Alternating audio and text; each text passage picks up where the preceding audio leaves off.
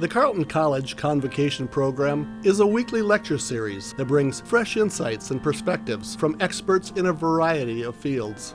The program has a rich history dating back several decades. The selected convocation speakers assist the liberal arts mission of centering thoughtful conversations within education and beyond.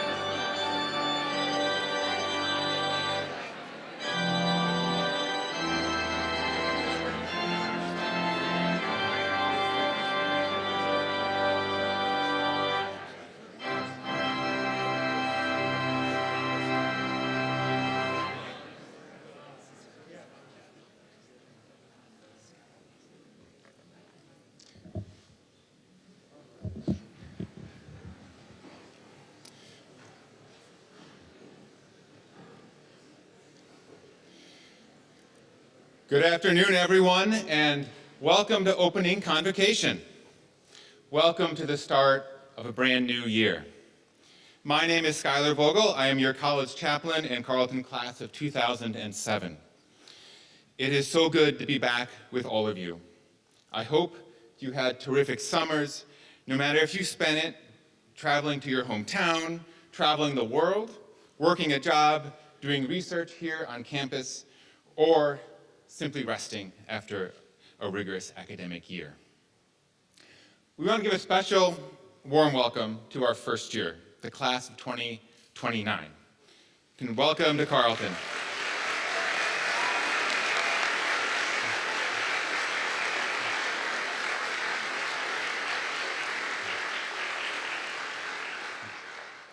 We are so glad you are here with us.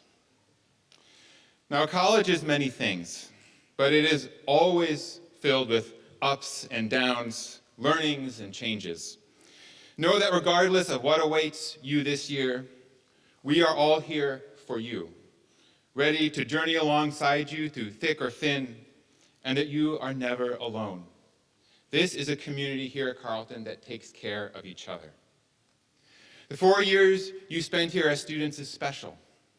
It will shape you professionally, of course, but also, if done right, it will shape you as a human being as well. Give yourself permission to try to grow closer to the person that you want to be.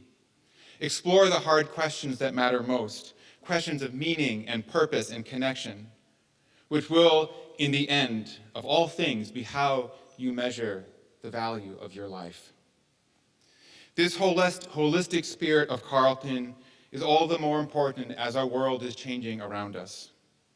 For many of us, this world feels less safe, less stable, less predictable, and more mean. At Carleton, it is our job, both as students and as educators, to engage rigorously with the world around us, no matter how challenging it may be. It is not to hide from the world in our academic cocoon, but to dive into it together. Our calling as Carls is, as our mission statement says, to become leaders capable of finding inventive solutions to what plagues the world. To be part of the solution is to be, as Mr. Rogers said, one of the helpers. I am heartened that we are, as already a community, living into this a little bit. I see this in the coming exhibition at the Perlman Teaching Museum, which features a profoundly timely exhibit on disarmament, especially important after this summer of terrible gun violence that has hit far too close to home here in Minnesota, even this past summer, even this past week. I see it in the investment in mental health and accessibility to the brand new construction of the Class of 1974 Center. If you are at Carleton as a student, we want you to know that there is always somewhere you can go for support and care. There's always someone to talk to if you need them. And I see it in how our college is defending our values and being clear that our values, diversity, equity, inclusion, academic freedom, are not a passing fad, but integral to what Carleton is and has been. President Cowling in the early 1900s, more than 100 years ago, used the word social justice, the phrase social justice, to define what Carleton was then. These undying principles lead us to begin this year and every year by offering our land acknowledgement, a statement crafted with our friends at St. Olaf in the city of Northfield. We say it now. We stand on the homelands of the Wapakute and Mdewakanton bands of the Dakota Nation. We honor with gratitude the people who've stewarded the land through generations and their ongoing contributions to this region. We acknowledge the ongoing injustices that we have committed against the Dakota Nation, and we wish to interrupt this legacy, beginning with acts of healing and honest storytelling about this place. Friends, the work of living into these Carleton values, it doesn't stop. We will wrestle with our responsibility as Carls again and again, whether we are students, staff, admin, faculty. Ask yourself, what do your Carleton principles ask of you, of our beloved institution? How do we care for ourselves when things get hard, as they have been and will continue? So let's dive in together. Whatever it may bring this year, remember that we have one another. So care for each other. Embrace curiosity and humility and kindness. Be diligent and intentional. And may all your thoughts and actions lead to the pursuit of greater justice and peace and a better world. This is the life that Carleton prepares us for. Not simply in the future when you're out there having graduated, but right here and right now, all of us. May it be so. We continue now with words from our president, Allison Byerly.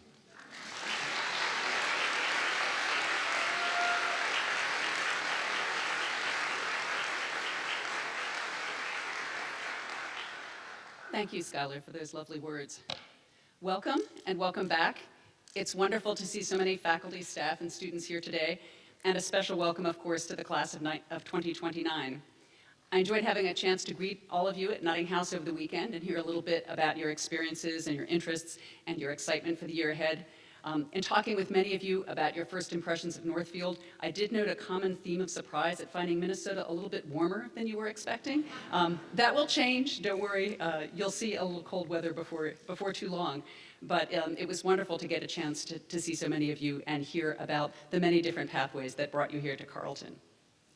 Today's convocation is part of a longstanding tradition that is one of Carleton's most distinctive features. The word convocation stems from the Latin word convocare, which combines vocare, meaning to call, and the prefix com, meaning together. Thus, the word embodies not only the idea of togetherness, but the importance of bringing different voices together.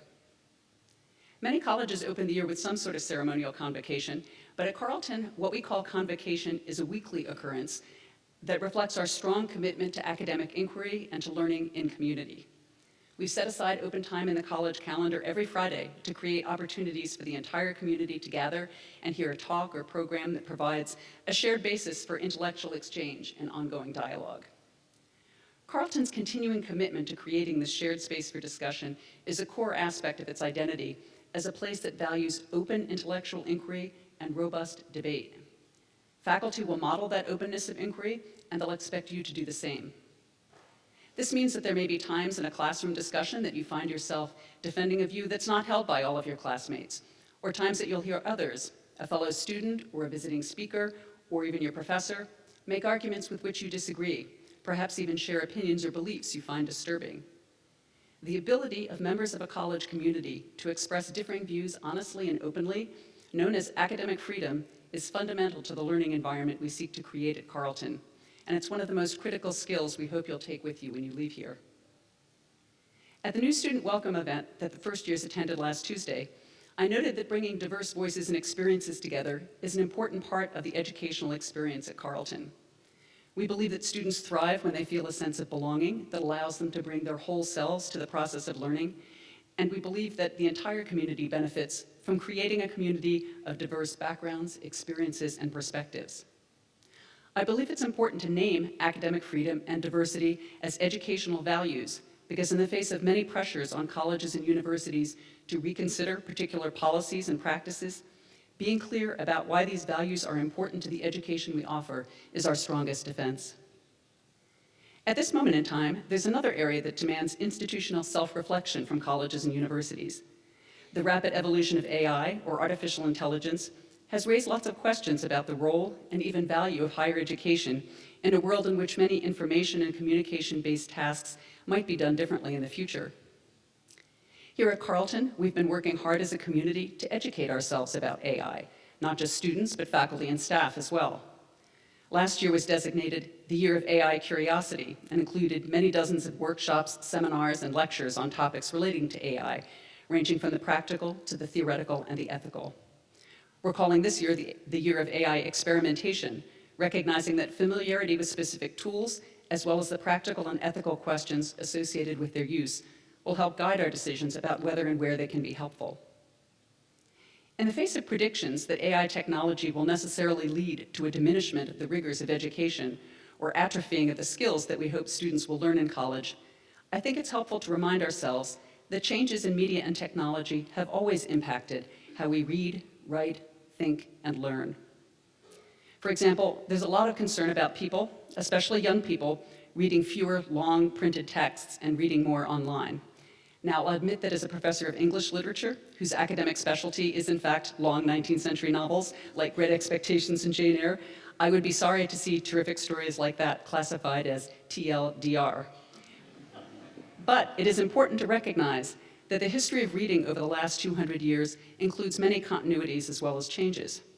Novels in the 19th century, for example, were often published in serial form, in parts over the course of a year or more, and so were actually consumed in a way that is closer to streaming a Netflix series than sitting down to read a book in 2 weeks for class. And at a time when options for home entertainment were limited, they were often read aloud and listened to by the entire family in the evenings. So a student who chooses to listen to an audiobook of Pride and Prejudice today is having an experience that's not so different from how you might have enjoyed that book in the 1800s. As someone who began college in the era of typewriters and finished it in the age of computers, I recall heated debates about whether the art of writing would be degraded by the ease of copying, moving, and erasing text offered by word processing programs. The act of writing was indeed transformed by the transition from a time when one produced separate and distinct drafts to the more fluid writing environment that we live in now. That change was a time saver, but good writers did not simply clock out early. They used the extra time to continue to work hard at good writing. While the technology that mediates our access to knowledge will continue to change over time, the fundamental building blocks of learning do not change. You as students have within your control the two most important tools that you will bring to your education: attention and effort. Attention, as we increasingly realize, is our most precious resource, one that's being constantly demanded and monetized by the world around us. Effort is also an underrated capacity, with so many tools and services that seek to create a frictionless environment in which things come easily to us, figuratively and literally. As you consider the AI tools that may be available to you now and in the years to come, you should ask yourself, what is this tool replacing? If it's simply replacing time by doing a routine task faster than you can, that is likely a net gain. But if it's replacing your attention to material or the effort needed to understand it, that is a net loss. You can't make up for the lost opportunity to focus on the material at hand and really grapple with whatever difficulties it presents. In the end, if you allow technology to render an assignment easy, you have failed. The goal of a Carleton education is not simply to teach you the specific information you'll learn in particular classes or in whatever major you choose. The goal is to sharpen your capacity to learn so that you'll bring to your future life the same habits of curiosity, creativity, analysis, and expression that we will cultivate here. AI cannot do that for you. I know that Carleton is successful in creating these lifelong habits of learning because I see that same curiosity and energy in Carleton alumni. In June, I stood in this very spot and addressed some of the 2,000 Carls who return to Northfield for their reunion every year. The fact that Carleton alumni are so dedicated to the college reflects their understanding of the value of the education they have received, which continues to resonate with them 10, 20, 50, 60 years after graduation. The deep commitment of our alumni and their continuing support at the college, whether through philanthropy or engaging students through internships and externships, or participating in admissions interviews, or helping with reunion planning and fundraising activities, all of this is an important resource for Carleton that has a tremendous impact on the education and experience we're able to offer here. You will benefit from that support during your time here, and I hope that you'll return that support in the future. Members of the class of 2029, you're at the start of a journey that continues beyond graduation. Carleton is not just your school for 4 years, it's your home for a lifetime. We are so happy to welcome you to your forever home, and so glad you're taking this journey with us. Best wishes to all for a great start to the year. Thank you.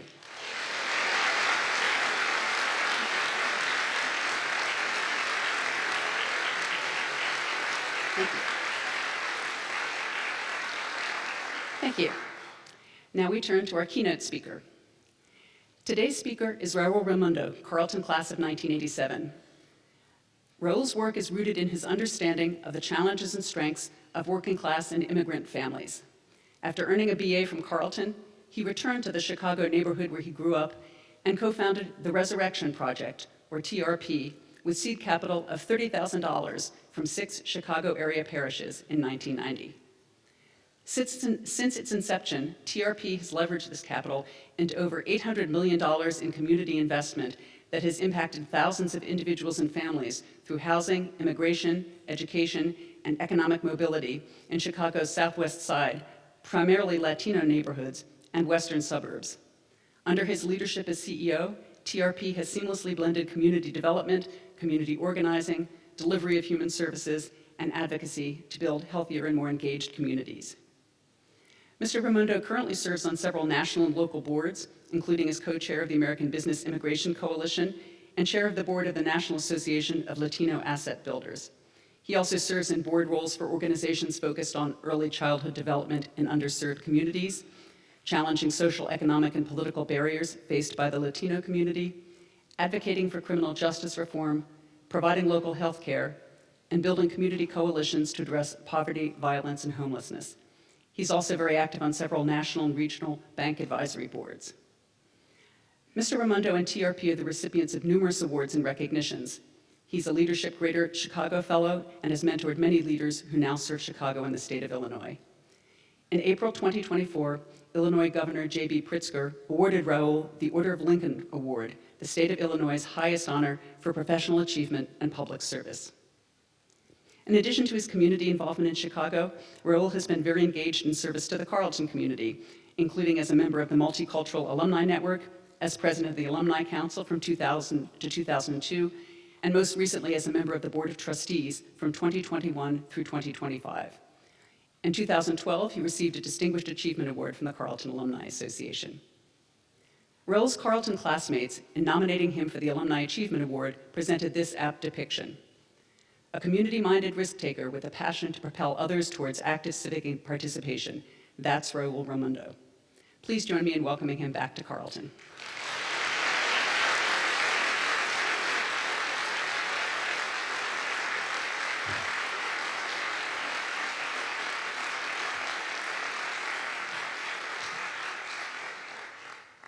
Thank you. Muchas gracias, Allison, and good afternoon. Buenas tardes. You know, I'm honored and humbled to stand here before you today addressing not only the incoming class of 2029, but really the next generation of leaders that I see out there. When President Byerly asked me to join her on this opening convocation, my first thought was, wait, why me, right? And my second is because today, this weekend, and tomorrow, this is a full of Mexican celebrations that are going on. And then also my busy work in immigration, which I will talk about it in a minute.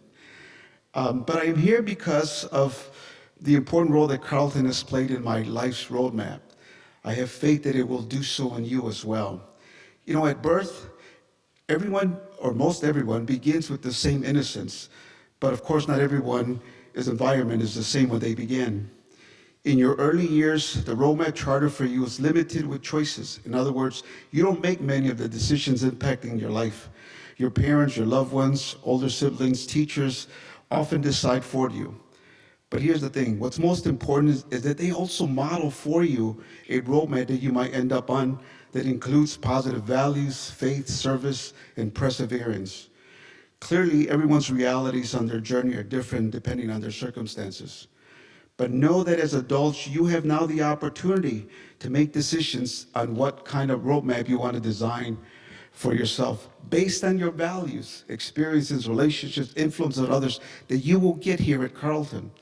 Whatever roadmap you end up building, know that it will be full of life detours, opportunities, and it's up to you to build that roadmap. And trust me, your Carleton experiences will be a key component of that roadmap for yourself, but also in the impact that you will have for others, because I trust you will. Let me tell you a little bit about my roadmap. You know, I am an immigrant, born in Mexico. My dad was the pioneer of a family who came here in 1968 directly to Chicago, not knowing a word of English. Somehow he persevered. He was followed by my mom in 1970, and then my siblings and I in 1972 to Chicago's Pilsen community. Those of you familiar with Chicago and the Pilsen community? Pilsen is a microcosm of this country. Pilsen is a Czechoslovakian. Back in the early 1900s, I tell the story, I love to have been a fly in the wall when there were at least 12 different languages spoken. Every ethnic group, Slovenian, Czechoslovakian, Italians, Polish, all built a parish within a very small radius. And it wasn't until the late 60s, early 70s that Pilsen became a Mexican-American immigrant community when my family arrived. In fact, I remember still early on in the 70s going to Mass at St. Adalbert where there was Spanish, Polish, and English celebrations, or at Holy Trinity, Spanish, English, and Croatian celebrations. So this is a neighborhood that saw me grow up, when I finished Carleton, I immediately went back to the neighborhood where I grew up, and I've lived there for 50 years and still do so. It was, again, founded by Eastern European immigrants. For me, my mother, bless her heart, as I mentioned earlier, people model for you what your roadmap is going to be. She modeled community service, organizing from a very young age. She was part of many efforts that led to the building of the high school, Benito Juarez High School, where I eventually ended up graduating from, and eventually that led me to Carleton. We all have different stories of how we got to Carleton. Early on, people were asking me, what's your story? Well, here it is. I got here by accident, I tell people. When I was visiting schools, I remember visiting a small college in Wisconsin, and I really loved the small environment, partly because the school that I was at was severely overcrowded. My community was severely overcrowded, so going to a small environment really appealed to me. Not every year, it doesn't appeal to everybody, right? But it appealed to all of you here because you're here. And then I remember visiting then a week later, Illinois, Champaign-Urbana, and it was just like night and day. And I began to describe to my counselor the small environment at this Wisconsin college, and she said, I know, there's this great liberal arts college, Carleton in Missouri. And of course, back then, I couldn't Google it, right? And so somehow the week passed and said, oh, it's not in Missouri, it's in Minnesota. She got the Midwestern M states confused, Michigan, Missouri, Minnesota, and so forth. And so I ended up sending my card into Carleton, and Carleton started sending me information, and of all the schools that I was applying, Carleton really was, stand out the most. And at the end of the day, it provided me with the best financial aid package, and that was it. Didn't bother on saying anything more. Where do I sign? And here I came to Carleton. Now, back then, I was recruited as a third world affairs student. I'm not sure what that meant. All I know is I wanted to know who was second and who was first and how come I was third. But that's what it was. I think I also improved the Hispanic enrollment rate back then by 100%. But get this, I am so grateful for my Carleton experience, both the good and the bad. While I was here, it was tough academically, socially, economically, and culturally. But Carleton never gave up on me, and I never gave up on Carleton. While at Carleton, I took some time off because of the challenge that I had. I'm class of 87, but I actually graduated with the class of 88. While many of my peers were striving to be on the dean's list, I see on the program, somebody's gonna talk about the dean's list. I could never get off the dean of students list, the watch list, right? Struggling to graduate every year. So today, do strive your best. Try to get on the dean's list, but don't let it consume you. 20 years later, it's what you do with your life and that degree that matter the most as you move forward in your map. One of the things that I did when I was here at Carleton, I was part of organizing the few Latino students that were here, and eventually we changed the Latino organization at the time called Latino Los Amigos, and we changed it to LASO. I think still the name of the organization is still LASO here, so that was part of my role when I was here. But the other thing that I learned, this is again what Carleton shapes, you really don't know until you start doing stuff that then goes on with you in life. One of the things I realized is that I wanted to promote more cultural activities and more Latino activities and so forth, didn't know how. Then I realized you needed money for anything, right? And so I learned that student organizations were funded by students through CSA. So I joined the budget committee of CSA and started to channel more resources to minority organizations.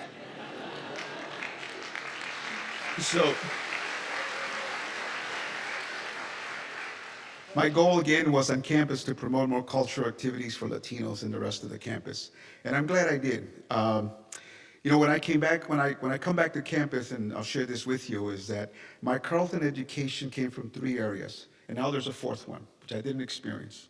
But the 3 areas that I often talk about is one, and you'll experience this yourselves, all the materials, the books, the things that you need to do and reflect on is one area. Things that I never even imagined reading, I've started reading, right? But the other is your Carleton faculty. The professors here are so incredible. After all, you know, Carleton's still #1 in teaching. Absolutely. I encourage you to take advantage of that outside of the classroom, because that's where I learned a lot from my faculty. I recall the late Paul Wellstone, professor of mine, also late professor of philosophy, Maria Lugones, who's an incredible philosopher and feminist activist as well. And the conversations that you have with your faculty outside of the classroom are just incredible. That's another critical area.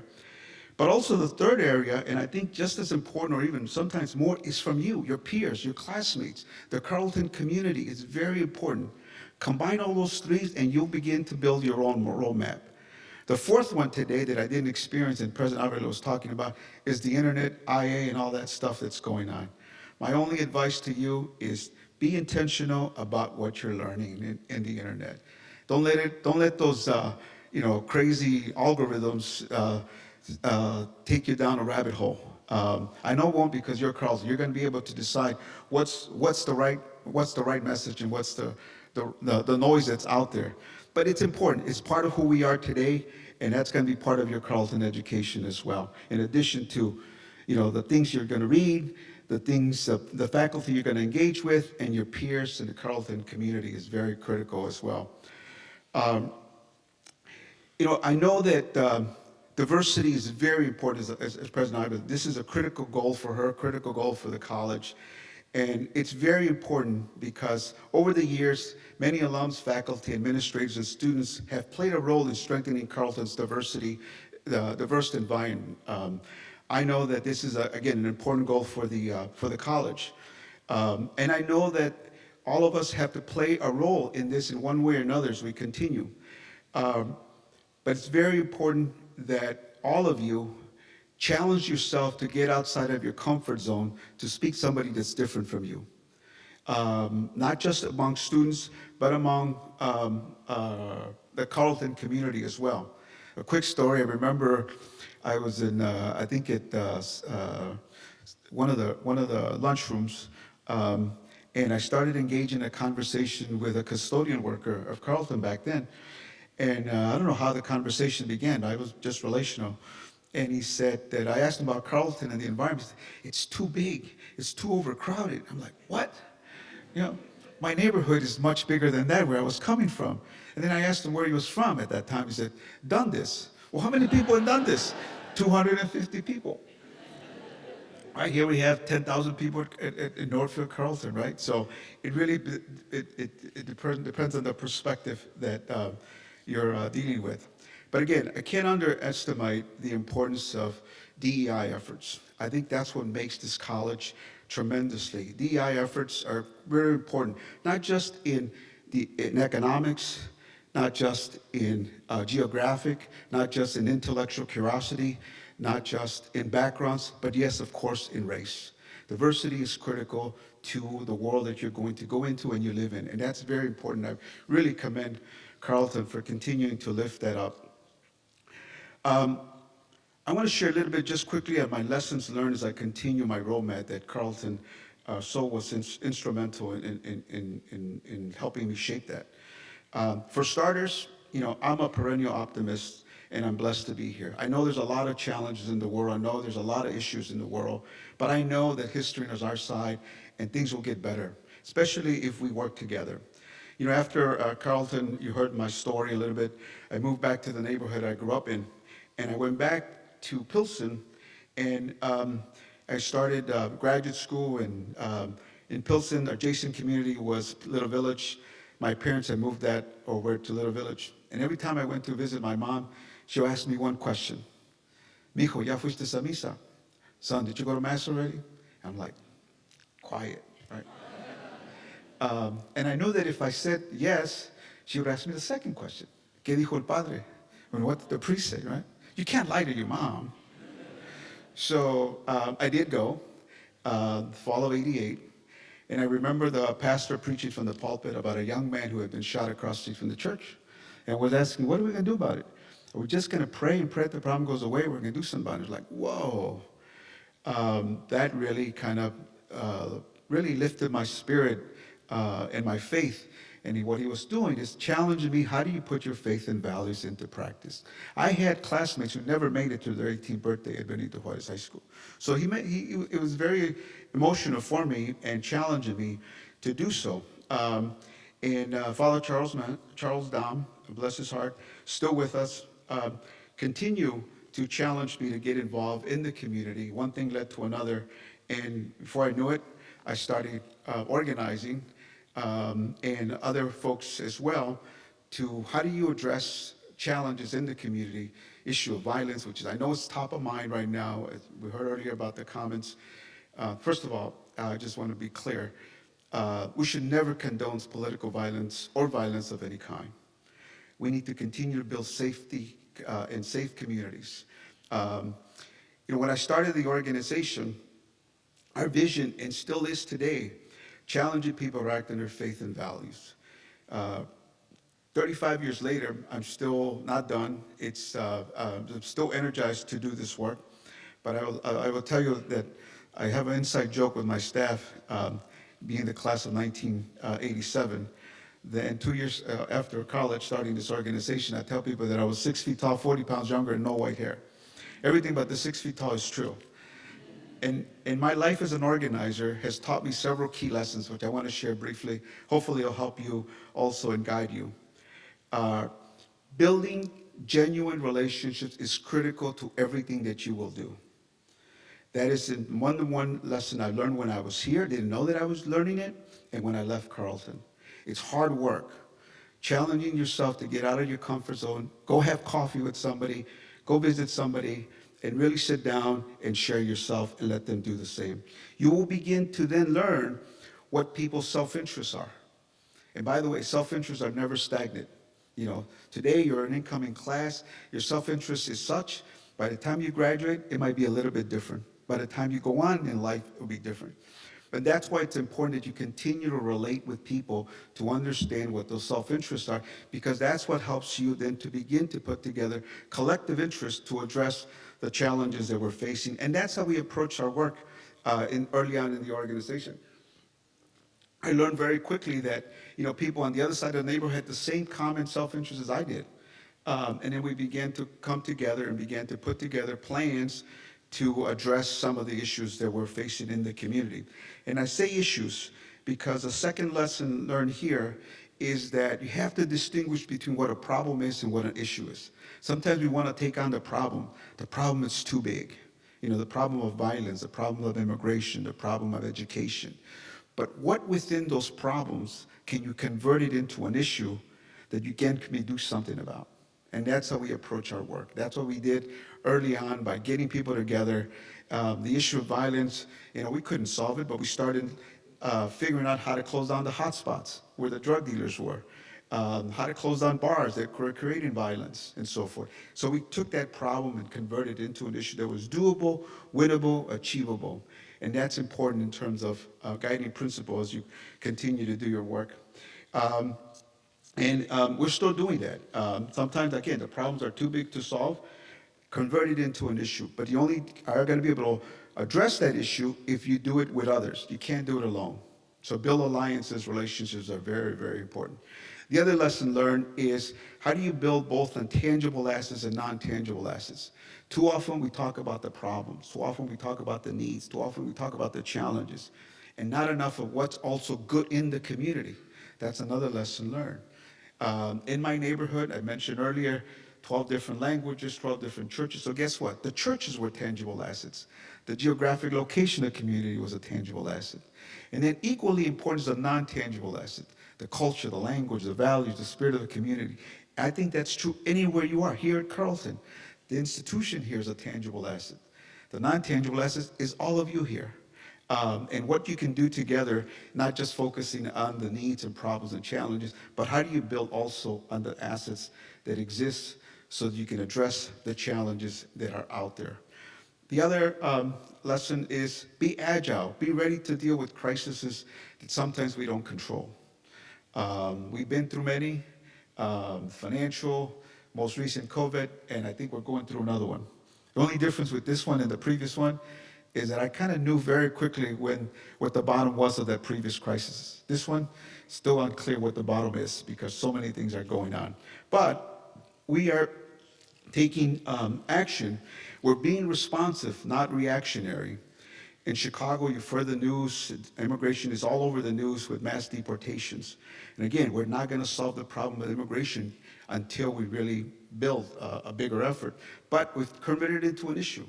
That issue is how do we educate immigrants about know your rights, and it's working. And also building rapid response teams in Chicago, and it's working.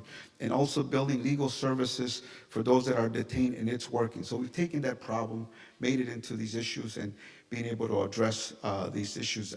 We're so incredibly grateful for a lot of support that we've gotten to do this together, again, in a collective effort. And now we're doing it at the national level, right? I'm part of the American Business Immigrant Coalition that is now moving. We're actually descending on DC in about a month to be able to push this administration to understand the importance and the value and the contributions of immigrants. Contrary to the narrative out there, immigrants are contributors, not takers. Give me a gift.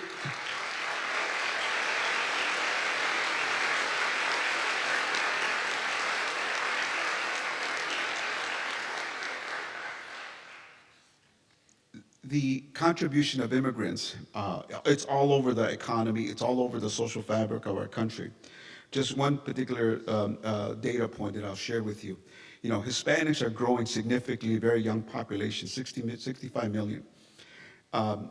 If the GDP, if the Hispanic community's economy of its own was a country of its own, it would be the 5th largest economy in the world, only behind the United States, China, Japan, and Germany. That is the significant contribution of Latinos are making in the economy in this country. And we want to lift that up because I'm realizing that, regardless of people's politics, there are self-interests. The American Business Coalition is working with both sides of the aisle. And there is, some of my friends, if you will, on the other side of the aisle, their self-interest is a business economy and a labor force that's going to be working for them and their economy. For others, it's more about family and contributions of the immigrants. And so we're finding a self-interest to help us build a campaign that is called Secure America's Workforce for Everybody. And so this fall, we're moving forward to put pressure on this administration to, at minimum, address 4 areas. One, temporary work permits for agricultural workers, the service industry, healthcare workers, service workers, restaurants, and so forth, construction workers, and then, of course, the DACA individuals. DACA individuals have come through Carleton and Dreamers who are still here. How do we also, polls are showing that most Americans believe in helping long-term immigrants with an opportunity to get them to regularize their status and be contributors on an ongoing basis to the economy. Research is showing that if you are deporting people, it's going to impact the safety of a community, the economy, versus if you fix the problem, which is what we need to do, the opposite will happen, right? Stronger economy, stronger, vibrant communities, social fabric will be strengthening, and so forth, and so on. So that's very important. So that's the message. That's the other key component. Messaging is very important, and you have to continue to repeat it because sometimes you cannot control perception or you cannot control what a person interprets, right? You can only control your message. And that's why another key principle in the work that we do is how do we relentlessly continue to message correctly the facts, not the opinion, because everybody seems today entitled to their own facts as we move forward. Building alliances, as I mentioned, is very, very important to continue this work. You'll find yourself in this environment, I hope, as you challenge yourself to get out of your comfort zone and speaking with people you don't know, people from a different state, people from a different background, to sit down and you'll have some self-interest, at least while you're here, and they'll continue when you move on from Carleton. At the end of the day, all of this is in vain if you don't take action, right? And that's what we do. We're taking action in different parallel tracks, understanding what we can and cannot do. And that's important for you to recognize. How do you take action? And once you take action, hey, guess what? This is hard work. Reflect on it. What could you have done differently to make it better? And guess what? This work never ends. Get ready to start all over again. And continue it until you begin to address the challenges that exist out there. Listen, I have tremendous faith in all of you, in what you're going to be experiencing here at Carleton. I know I didn't know until later in life how much I'm grateful for the experiences that I had here at Carleton. I didn't realize it until I was running into other Carls out there of different generations, of different classes that, every time we saw each other, it's like we just saw each other yesterday. And the things that they were doing were inspirational. And I hope that you see that as you continue on your career here at Carleton. I know that you will leave Carleton better than how you found it, because you will be challenging yourself to be a better student, a better individual, and making sure that Carleton continues to be the institution that it is. End with this because I always share it with others, and this is in the part of Carleton's mission. Quote, Carleton's mission: to develop qualities of the mind and character that prepares its graduates to become citizens and leaders capable of finding inventive solutions to local, national, and global challenges. That is our mission. I am a Carl, you are a Carl, that is our mission. So all I can say now is buena suerte, good luck in building your own roadmap. I have faith in your values and taking action and making a difference. Gracias.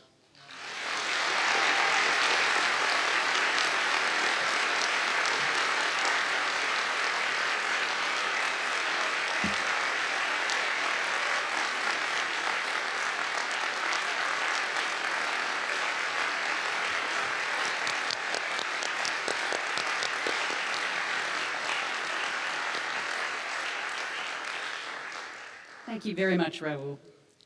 I'd like now to invite Provost Michelle Mattson to come forward to recognize students who've been named to the Dean's List. Provost Mattson. Good afternoon. Welcome to the start of the new academic year, and welcome to this celebration of new beginnings that lie ahead. By tradition, Carleton recognizes and honors student accomplishments and awards at the Spring Honors Convocation. It provides us as a learning community a wonderful opportunity to celebrate the accomplishments of many. The one exception to this practice is the Dean's List, which is always announced at the opening convocation of the new year. The Dean's List, a nationally recognized designation of academic accomplishments, is a very appropriate exception to our practice of honoring both academic and community engagement achievements in the spring. The Dean's List recognizes those students whose annual grade point average puts them within the top 10% of their class for the previous year. It is based on the GPA earned in academic work over the 3 terms of the academic year for which it is awarded. It offers recognition for superior academic achievement in the year just completed and begins each year anew with a clean slate, new opportunities, and a new beginning. Students whose academic achievements earn them a place on the Dean's List for the 2024-2025 academic year are named in your program. Will those of you who are named please stand up so that the rest of us can offer you our enthusiastic congratulations.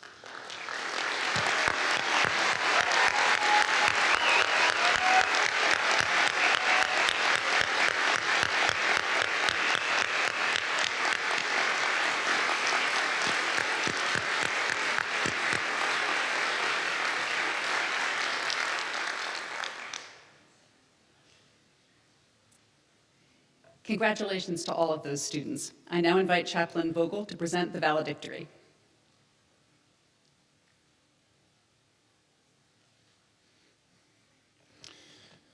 Thank you all for your wonderful words, especially Raul. Those were beautiful.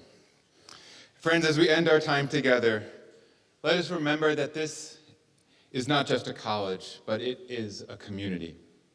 Remember that no matter the challenges around us, we can learn and grow together, we can be resilient together, and we can work to build the world we dream about together. Let us hold what we heard today in our hearts. We can embrace the tools of attention and effort. We can build genuine relationships, not just based on transaction or neediness, but on what we share in common and how our mutual needs bring us together. Know that whether you are on this dean's list or that dean's list, trust this place, trust the people, trust the educators, trust the experience that you can have here, because it can take you far and wide. And finally, build your roadmap based on your values that lead you to be proud of where you came from, your families, yourself. Values that honor your humanity and all people's humanity. So this world is grateful for you having been in it. Some people would say those are DEI values. Those are human values of respect, of decency, of seeing another person and valuing that they are here with us in this world. So join us together this year in this adventure that we get to embark on as a community here. Join us in making Carleton and the world better for having us all together in it. It is a great gift to be, as Mary Oliver writes, living this one wild and precious life, and we get to do so here. May we rejoice and be glad in it. Thank you.